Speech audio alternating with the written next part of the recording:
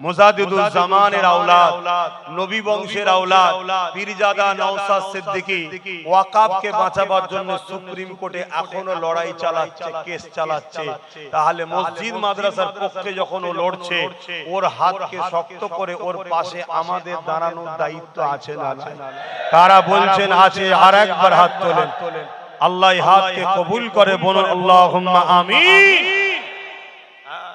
কারো মাথায় ঢুকছে না তো হুজুর ডাইরেক্ট হয়ে গেল না একবার? এরা মনে হচ্ছে নাকি হুজুর ওটা অন্য জায়গায় বললে হতো, জলসার মাহফিলে আবার পীরের দরবারে হুজুর বলে ফেললেন ডাইরেক্ট হয়ে গেল। আর ডাইরেক্ট ইনডাইরেক্ট কি আছে? ইফতার পার্টিতে বেরুজাদার শয়তানদের নিয়ে হুড়োহুড়ি করা হচ্ছে, নবী দিবসের ব্যানার টেনে নবীর দুশমনদের মেম্বারে তুলে হুড়োহুড়ি করা হচ্ছে না? রেড রোডে কোন মুসলমান মেয়ে ঈদগাতে যেতে পারে না, আর রেড রোডে যে সেখানে রাজনীতি হচ্ছে না। ও তার বেলায় সমস্যা নয়, আর নবীর মেম্বারে বসে নবীর খানদানের ছেলে আরেকটা নবীর আওলাদের হয়ে বলবে, তার উদ্দেশ্য কি?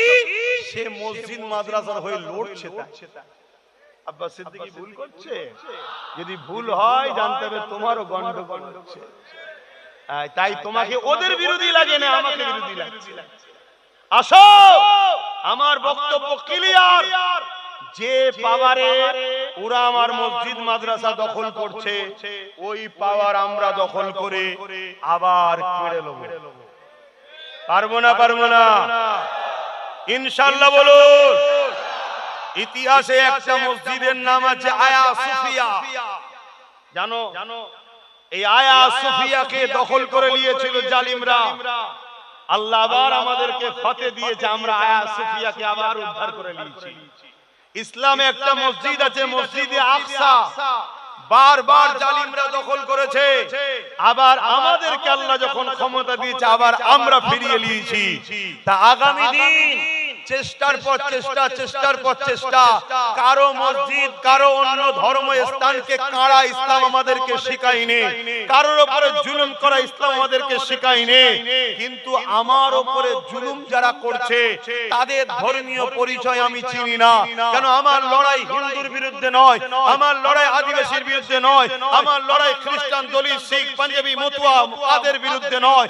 আমার লড়াই হলো জালিম সংবিধান বিরোধী শাসকদের বিরুদ্ধে, যারা সংবিধানের বিরুদ্ধে গিয়ে আমার ধর্মকে মিটাতে চাইছে। সংবিধান বলেছে মসজিদ মাদ্রাসা ওয়াকাফ মুসলমানদের মুসলমানরা দেখবে, হিন্দুদের দৌবত্ব হিন্দুরা দেখবে, আদিবাসীদের জঙ্গল আদিবাসীরা দেখবে, জাত জাত দেখবে। আমার যখন মসজিদ মাদ্রাসাকে সংবিধান বিরোধী ভাবে গিয়ে কেউ দখল করছে, সংবিধানেরই দেখানো রাস্তায় আমরাও রাজপ্রভাব তৈরি করে আমরা আমাদেরটাকে কেড়ে নেব সংবিধানের রাইট অনুযায়ী। এটা আমাদের করা দরকার আছে না নাই? হাত তুলে বলো আছে না নাই? আল্লাহু আকবার।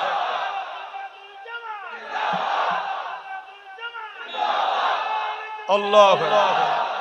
আল্লাহর জাত পাকের কসম করে বলছি, তোমরা যদি আমার সাথ দাও, সিদ্দিক আকবরের কোন নবী বংশের আওলাদ, আমি তোমাদেরকে চ্যালেঞ্জ দিচ্ছি, এদের ঘাড়কে মেরে নিতে হবে। এই যে চেয়ারে বসে আছে চারটে পায়া, শুধু একটা দখল করে নাও। শুনছেন? যেই বসবি আমার অকাব উদ্ধার করে দিবি, কি বল? তবে বসবি, নাই বসতে দেবো না। শুনছেন?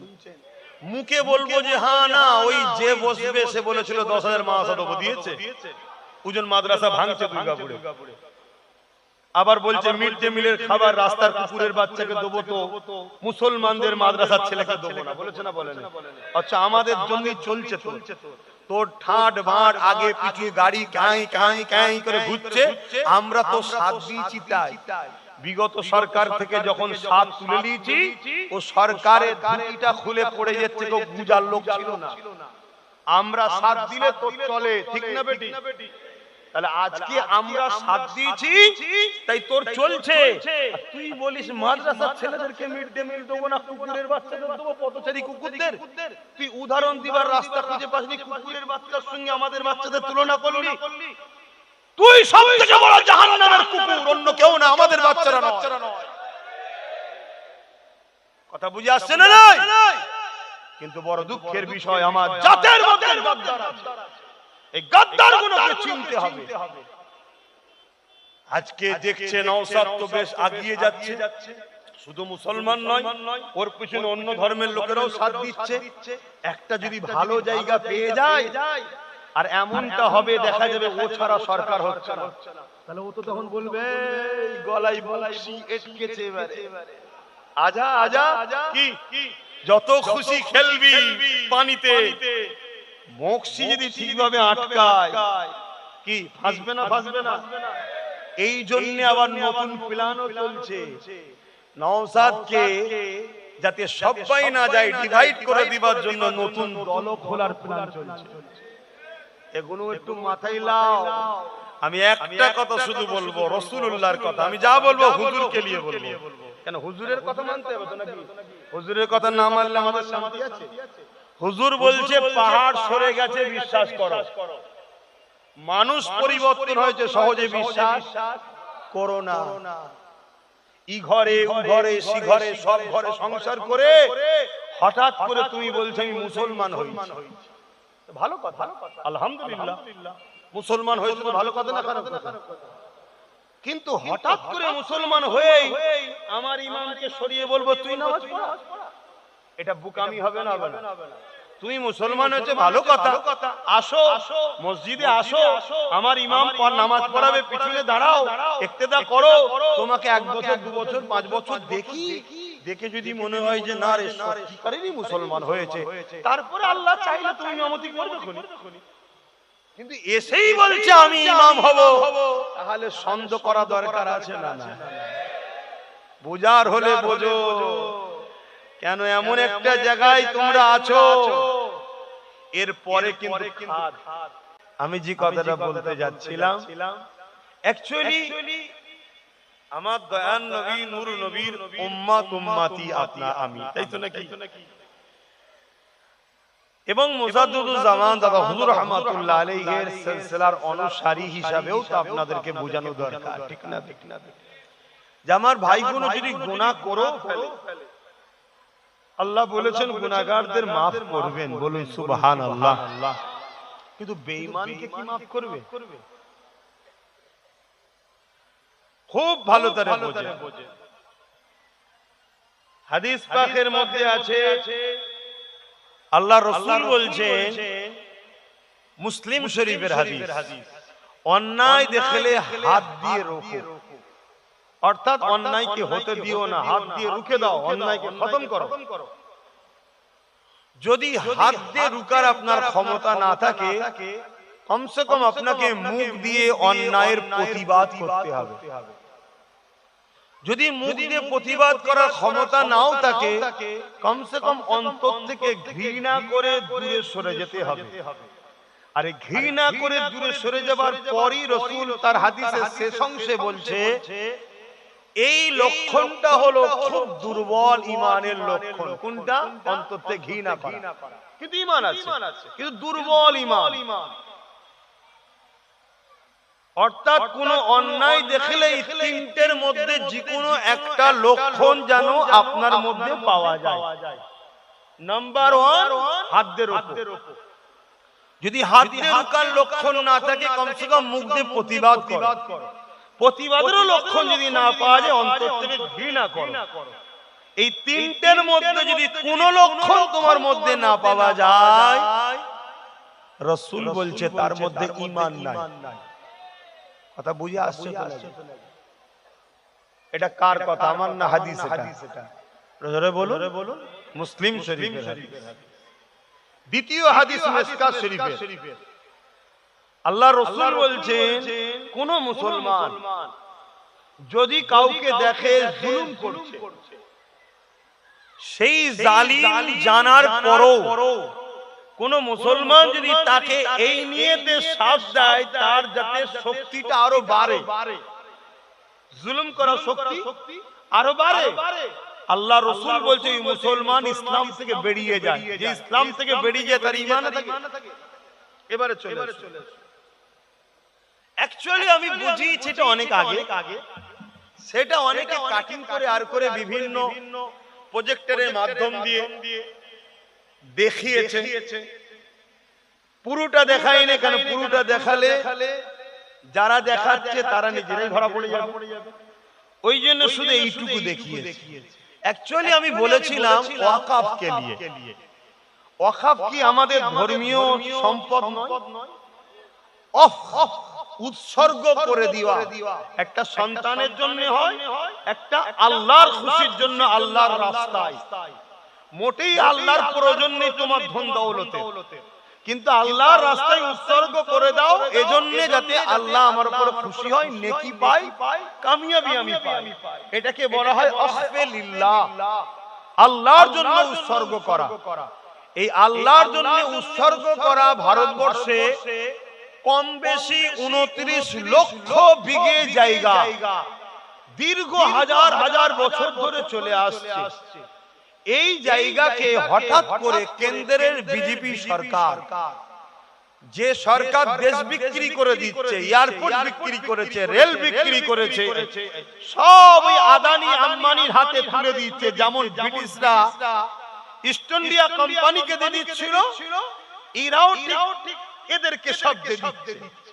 এরা সব বিক্রি করতে করতে করতে করতে এবারে আমাদের ধর্মের ওই ওয়াকাফের জায়গাগুলোকে দখল করে বড় বড় কর্পোরেটদের হাতে তুলে দিবার একটা পরিকল্পনা করছে কেন্দ্র সরকার। ঠিক করছে না অন্যায় করছে?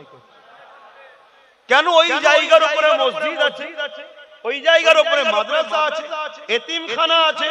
যেমন দিল্লিতে, এই বোম্বাইয়ে বিরাট বড় একটা রিলায়েন্স কোম্পানির মালিকের ঘর, ওটা এতিমখানা। আমি জানি না ও কত নম্বর এতিম, কিন্তু এতিমখানার উপরে করে বসে আছে। এইভাবে সব শেষ করে দিবার যে মসজিদ, মাদ্রাসা, কবরস্থান, ঈদগাহকে যে প্ল্যান করার আইন 2025-এ কেন্দ্র সরকার করেছে, এটা ঠিক করেছে না অন্যায় করেছে? আমি সবাইকে দিয়ে গলার আওয়াজ ছেড়ে বলুন, ঠিক না অন্যায়? রাসূল কি বললেন? অন্যায় দেখলে যদি হাতে ক্ষমতা না থাকে, যদি মুখে প্রতিবাদে ক্ষমতা না থাকে, তা না করে যদি কোনো মুসলমান ভোট দেয় বিজেপিকে, তার ঈমান থাকবে?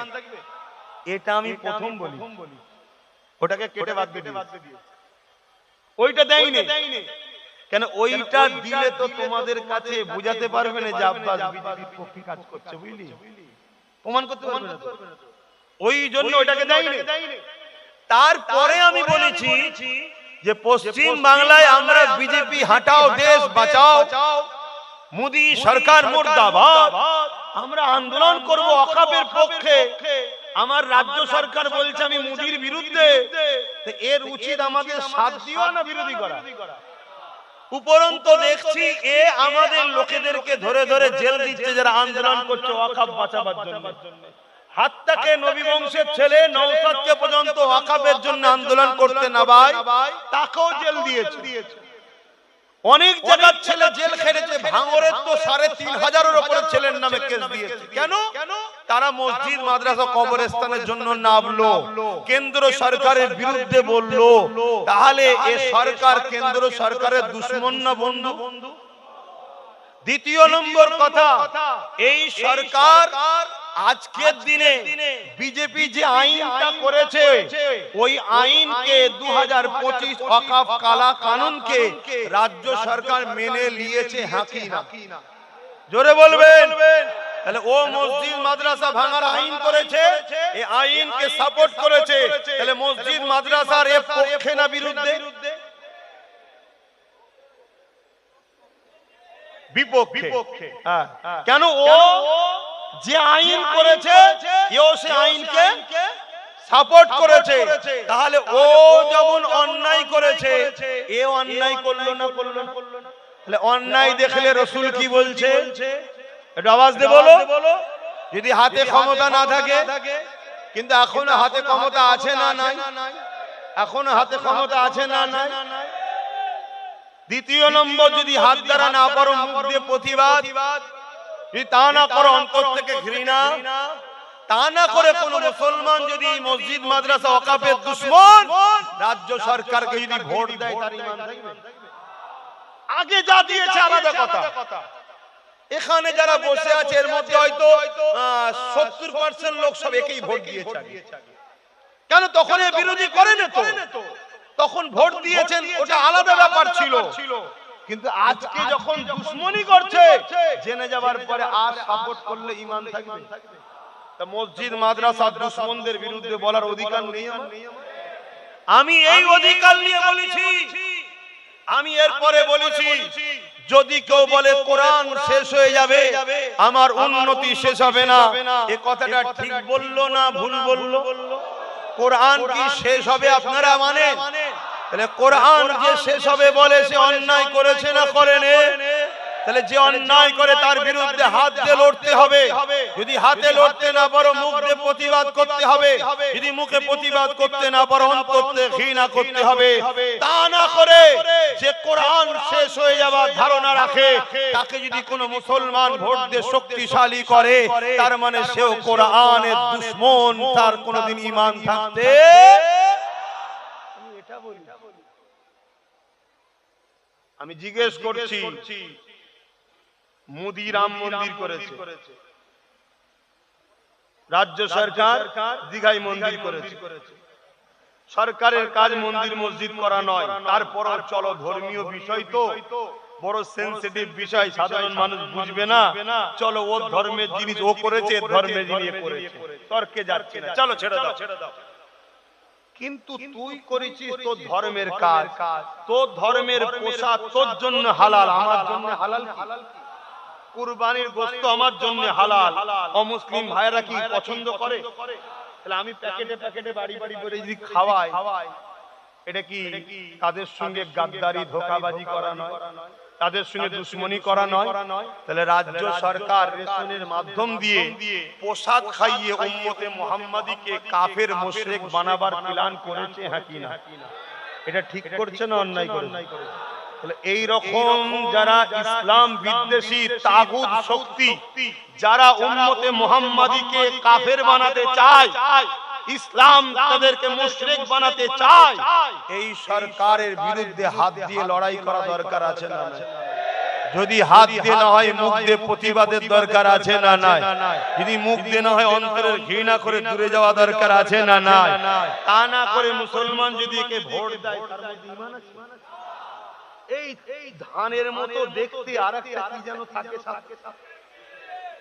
কেন ভাই চিটে? ওর ভেতরে অরিজিনাল মালটা নাই, দেখতে এক মুসলমান, অরিজিনালটা ভেতরে যদি না থাকে এই চিটের মতো বার করে দেওয়া হবে, যাকে বলা হয় বেঈমান।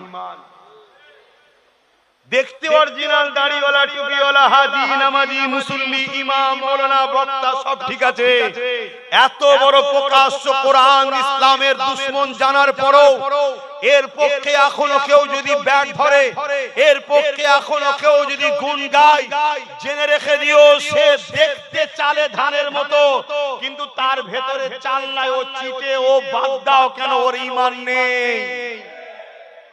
এটা বলে দেওয়া দরকার আছে না? এইটা বলেছি আমি।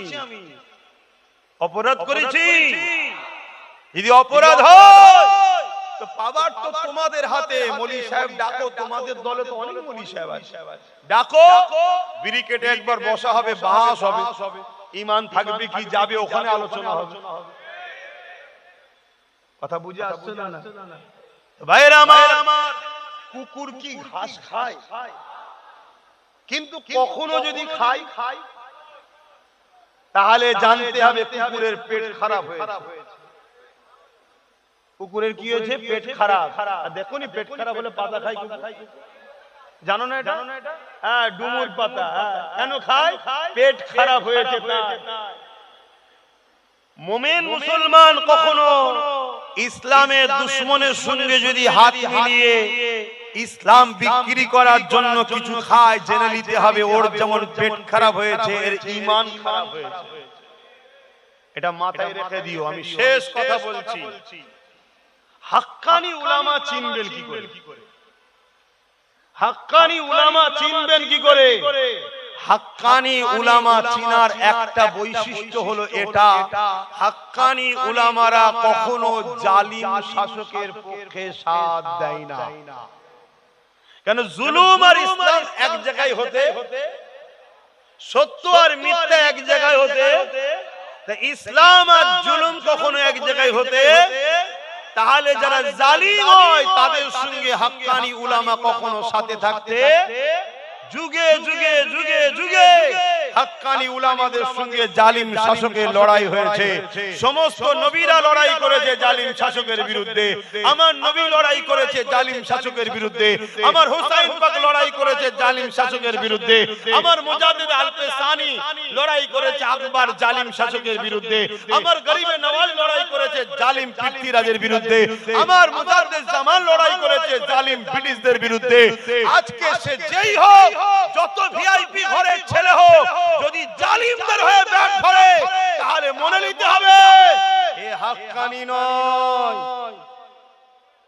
কথা মাথায় ঢুকছে তো নাকি? কথাগুলো কষ্ট দিচ্ছে না তো?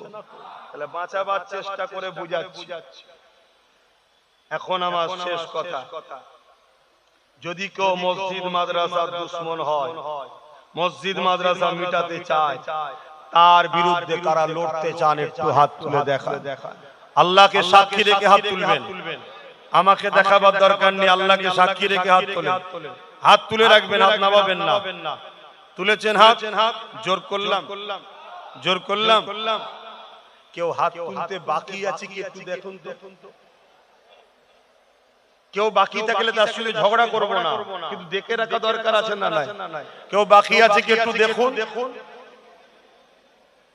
যদি কেউ বাকি থাকে শুধু জেনে লিয়া দরকার এ আমাদের নয়, ঠিক তো নাকি? দুটো জিনিস হতে পারে, খুব মন দিয়ে শুনবেন।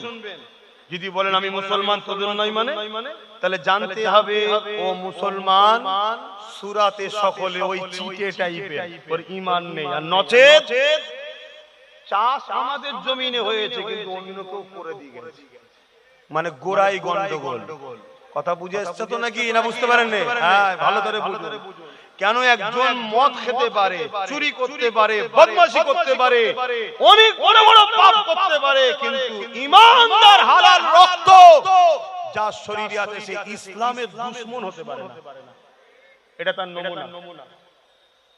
দাড়ি চাচতে পারে, প্যান্ট শার্ট পরতে পারে, যাত্রা ফাংশন থিয়েটার গান শুনতে পারে, কবিরা গুনাহ করছে, কিন্তু ইসলামের দুশমন কোনদিন হালাল রক্ত হলে করতে পারে না।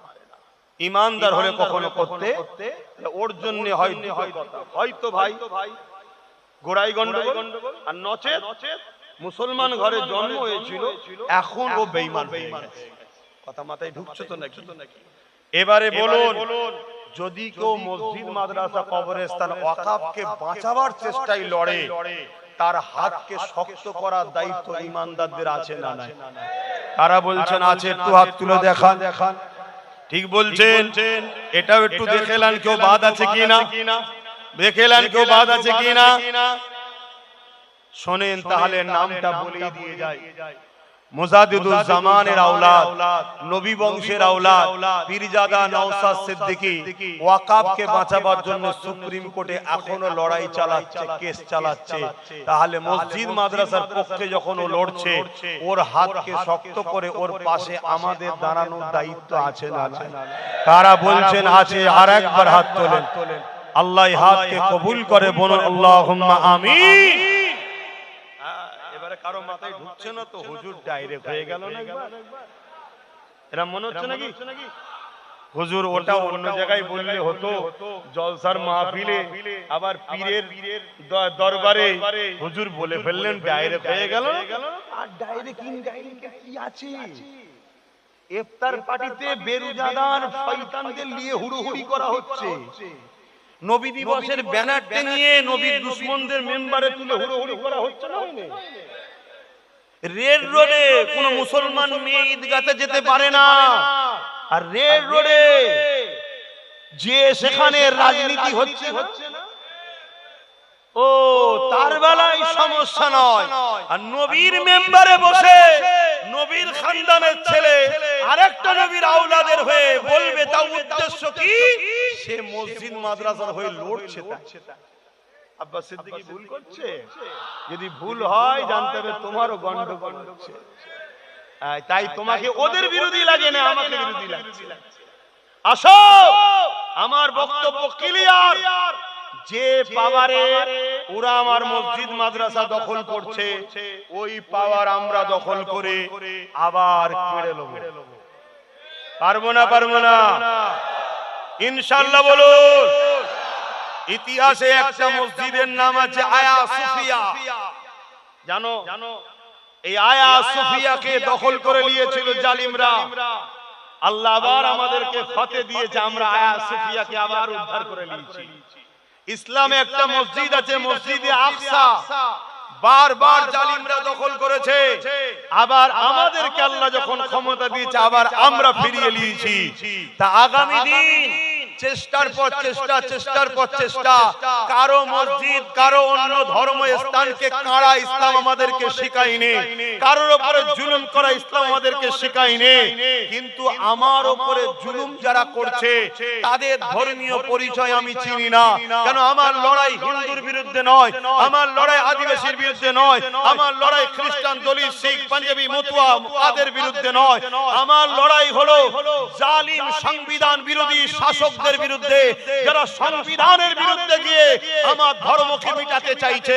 সংবিধান বলেছে মসজিদ মাদ্রাসা ওয়াকফ মুসলমানদের মুসলমানরা দেখবে, হিন্দুদের দৌবত্ব হিন্দুরা দেখবে, আদিবাসীদের জঙ্গল আদিবাসীরা দেখবে, জাত দেখবে। আমার যখন মসজিদ মাদ্রাসাকে সংবিধান বিরোধী ভাবে গিয়ে কেউ দখল করছে, সংবিধানেরই দেখানো রাস্তায় আমরাও রাজপথ তৈরি করে আমরা আমাদেরটাকে কেড়ে নেব সংবিধানের রাইট অনুযায়ী। এটা আমাদের করা দরকার আছে না নাই? হাত তুলে বলো, আছে না নাই? আল্লাহু আকবার।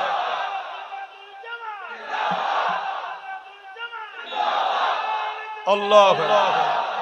আল্লাহর জাত পাকের কসম করে বলছি, তোমরা যদি আমার সাথ দাও, সিদ্দিক আকবরের কোন নবী বংশের আওলাদ, আমি তোমাদেরকে চ্যালেঞ্জ দিচ্ছি, এদের ঘাড়কে মেরে নিতে হবে।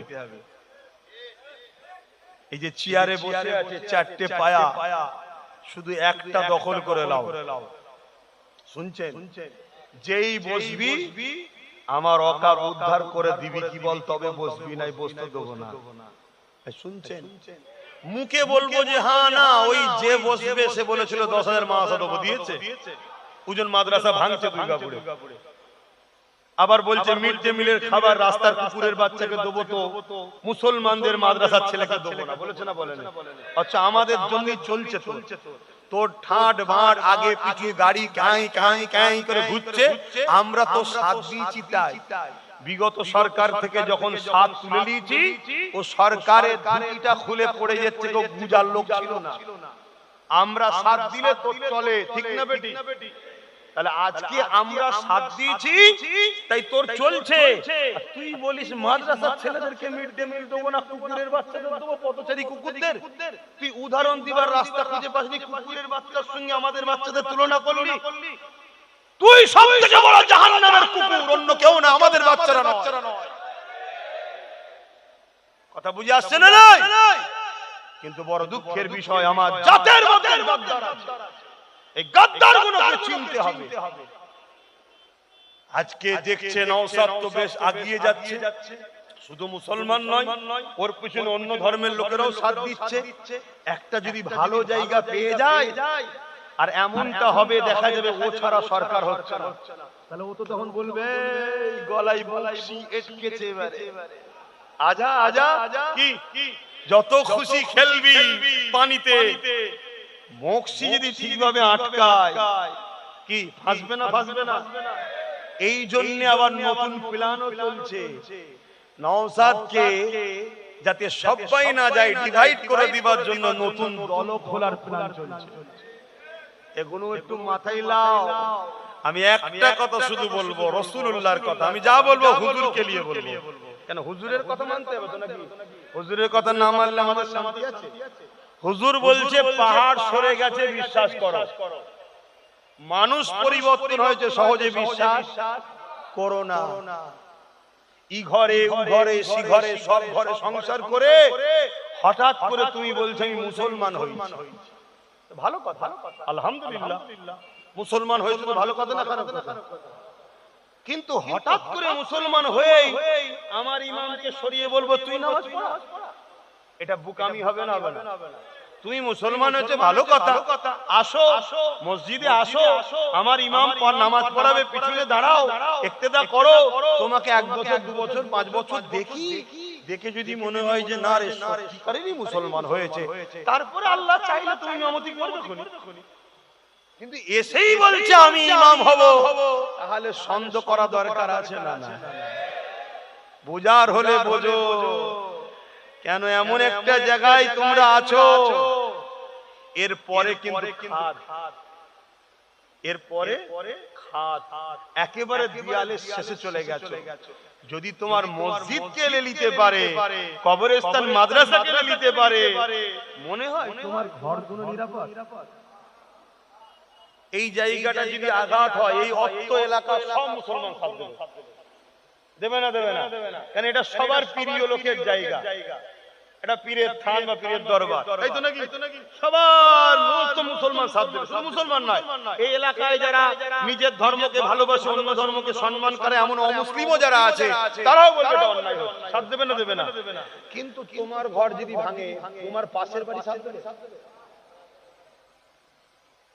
তাহলে যদি মসজিদ তোমার দখল করে নেয়, তোমার ঘর নিরাপদে আছে তুমি ভাবছো কি করে? অতএব আল্লাহ যে পাওয়ারটা এখনো দিয়ে রেখেছে, ঠিক জায়গায় দাও। বুঝে আসছে তো নাকি? কেন যে পাওয়ার ও আমায় কাটছে, ওই পাওয়ার দখল করো। একটা দিয়েছে মাত্র ভাঙরের লোকেরা, একটা। ভাঙরের লোককে সবাই দোয়া করছে, এখন করছে না? করেনি? একটা দিয়েছে, ওই একটাই সবার ঘুম হারাম করে দিয়েছে। দেখো না, এত জায়গায় এত কিছু হচ্ছে। ওই যে পূর্ব মেদিনীপুরের শুভেন্দু দিন রাত পাগলের মতো ভুলভাল বকছে না, বকে রে? ওই ওকে তো ওকে ধরার জন্য ওর এলাকায় থানা বেরিয়েছে, কিন্তু ভাঙরে দেখুন একটার পর একটা থানা বাড়াচ্ছে। কেন? নওশাদকে রুখতে হবে। এসব এক কোয়ালিটির রে ভাই, এসব এক কোয়ালিটি, এসব তালে মাতাল, সব ভেতরে ভেতরে সেটিং আছে। ও দিন রাত গাল দিচ্ছে আমাদেরকে, ভয় দেখাচ্ছে যাতে করে আমরা ওর বোনের কলেজে বসে থাকি। এসব প্ল্যান চলছে। তো যাক, মসজিদ মাদ্রাসার স্বার্থে কিছু কথা বললাম ধর্মগুরু হিসাবে, আমি কোন রাজনীতির নেতা হিসাবে কথা বলতে চাই না। হ্যাঁ, কোন জনসভায় যদি দাঁড়াই, সেটা আলাদা প্ল্যাটফর্ম। এখানে যখন দাঁড়িয়েছি, আমি আমার মসজিদের পক্ষে কথা বলবো না? বলবো না? সেই জন্য বললাম, একদিকে মসজিদের দুশমন, আর একদিকে মসজিদকে বাঁচাবার জন্য কেউ লড়ছে। একজন ধর্মগুরু হিসাবে, পীরজাদা হিসাবে আমার উচিত মানুষকে সজাগ করানো, যে এর হাতকে শক্ত করো, ওদের হাতগুলোকে ভেঙে দাও। দরকার আছে না নাই? আর কথা বরাবরই কে কে দুঃখ পেলেন আমার কথাতে? কি গো, দুঃখ পান না তো? হ্যাঁ। আর একটা শেষ কথা, কাজ চলছে, আমি মুসলমান তো, কাজ চলছে, আমি মুসলমান তো, কাজ চলছে, আমি মুসলমান তো, চেষ্টা করছি। যদি ডাকি ব্রিগেডে খবর পেলে রাজি আছেন তো যেতে? ঠিক বলছেন? কেন মাথা দেখাবার দরকার আছে? কি মাথা দেখাবার? আমার দেশে 26শে জানুয়ারি দেখানো হয়, জানেন তো? আমার দেশে 26শে জানুয়ারি বেরোয়, জানেন না? মাটির তলা থেকে অনেক কিছু বার করে দেখানো দরকার আছে না নাই? আয় দেখানো হয়, পাকিস্তান দেখেরা সাইজ করবি নি, একটা ঝাড়বো, দম লিবার আগেই বুক ফেটে মরে যাবি। কি দেখানো হয় না? হয় না? আমাদেরও একটু দেখানো দরকার যে আমরা মরে যাইনি, আমাদেরও আছে। তুই কি ভাবছিস প্যাটিস ব্যবসায়ীকে মেরে বাহবা মনে করছিস? না, আমরা বড় মনের মানুষ, মাফ করতে জানি, কিন্তু তা বলে মনে করিসনি যে আমাদের ঘরে ছেলে হয়। শুনছেন তো নাকি? একটু দেখানো দরকার আছে না? না, এই খবর পেলে যেতে হবে, কিন্তু কিন্তু গাড়ি ভাড়া নেই, গাঁটের পয়সা, নিজের দরদ দিয়ে। কেন আমি তোমাকে তো কিনতে এসিনি যে দিলাম যা কিনে নিলাম, না না না, 500 টাকা 1000 টাকায় বিক্রি হবে না। মাথায় রেখে দেই, এই বাচ্চাগুলোর ভবিষ্যতের কথা ভাববে। আজ যদি তোমাদের এই হাল হয়, এদের কি হবে? তো যাক, আর কথা নয়, আমাকে যেতে হবে।